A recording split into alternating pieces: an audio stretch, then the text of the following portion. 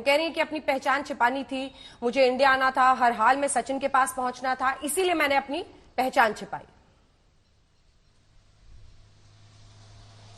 अंजना, एक चीज अगर आपने उनके बयान में सुनी तो उन्होंने एक तरफ जब आपने कहा कि नाम बदला या प्रीति नाम रखा तो वहां पर उन्होंने कहा कि नहीं ऐसा कुछ भी नहीं हुआ, और तो वहीं उन्होंने दूसरे आपके सवाल पर यह जवाब दिया जब आपने पूछा सवाल पशुपति मंदिर के कोटेश्वरी मंदिर में जहां पर इन्होंने शादी रचाई, जैसा कि क्लेम है सीमा हैदर का खुद जो पूछताछ में सामने आई बातें, वहां पर वो कह रही कि अगर मैं अपनी पहचान नहीं बदलती और हिंदू बनकर नहीं जाती तो आखिर मेरी शादी कैसे होती, क्योंकि उस मंदिर में केवल हिंदुओं की ही एंट्री है, जैसा कि आज तक ने ग्राउंड जीरो से रिपोर्ट किया था। तो ये दोनों बयान आप समझिए कि कितने अलग अलग बयान हैं। एक तरफ वो कह रही हैं कि उन्होंने पहचान नहीं बदली, मैं प्रीति नाम मैंने नहीं बताया, तो दूसरी तरफ वो कह रही हैं कि हाँ वो हिंदू बनकर उस मंदिर में दाखिल हुई, उस मंदिर में उन लोगों ने जो भी किया, पूजा पाठ किया, शादी करी, जो चीजें करी। तो ये सीधा काउंटर यहां पर होता है कि उनकी दोनों बातें यहां गलत साबित होती हैं। दूसरी बात यहां पर यह आती है जो बस ऑपरेटर का किस्सा है, जिसमें वो बताता है वो अगर खुद को भारतीय, उन्होंने कहा वो पहचान छुपा रही हैं। बस ऑपरेटर से उन्होंने कहा कि वो भारतीय नागरिक हैं, उनके पास आधार कार्ड भी है और तब उसमें नाम प्रीति या कुछ और हो सकता है, लेकिन उन्होंने अपनी पहचान साफ छुपाई है। बस ऑपरेटर का एक क्लेम है जो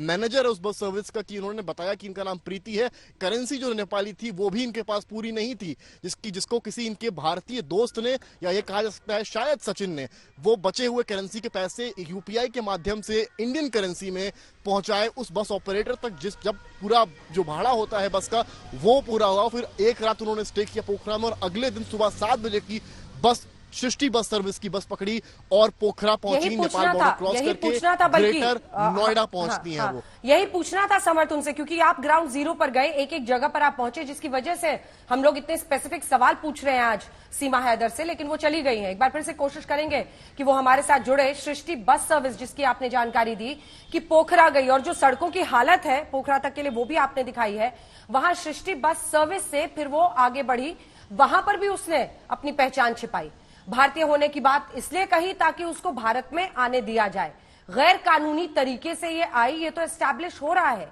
पाकिस्तान डिपोर्ट करने की भी बात है, लेकिन वो इमोशनल कार्ड खेल रही हैं। बहुत सारे लोग उनके आसपास के भी हैं जो बार बार ये कहते हैं कि जो इनका पति था, जो इनके बच्चे थे, जो इनका देश था, वो सब छोड़कर आ गई, तो सचिन की साथ कितने दिन रह पाएंगी। ये बहुत सारे प्रश्न अभी भी समर्थ बने हुए हैं सीमा के इर्द गिर्द।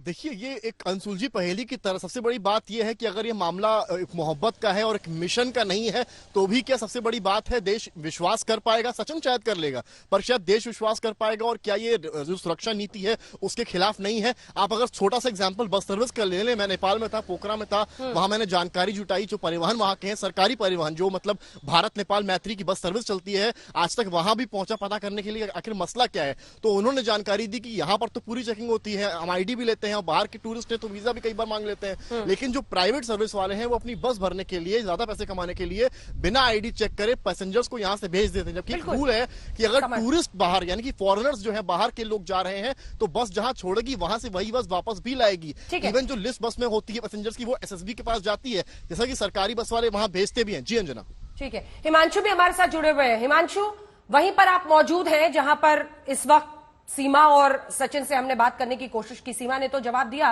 लेकिन सचिन से बात होने के पहले वो चली गई। पाकिस्तान डिपोर्ट किया जा सकता है, क्या ये डर सता रहा है अब सीमा को, क्योंकि बहुत सारी खामियां और लूप होल्स उसकी पूरी कहानी में दिख रहे हैं।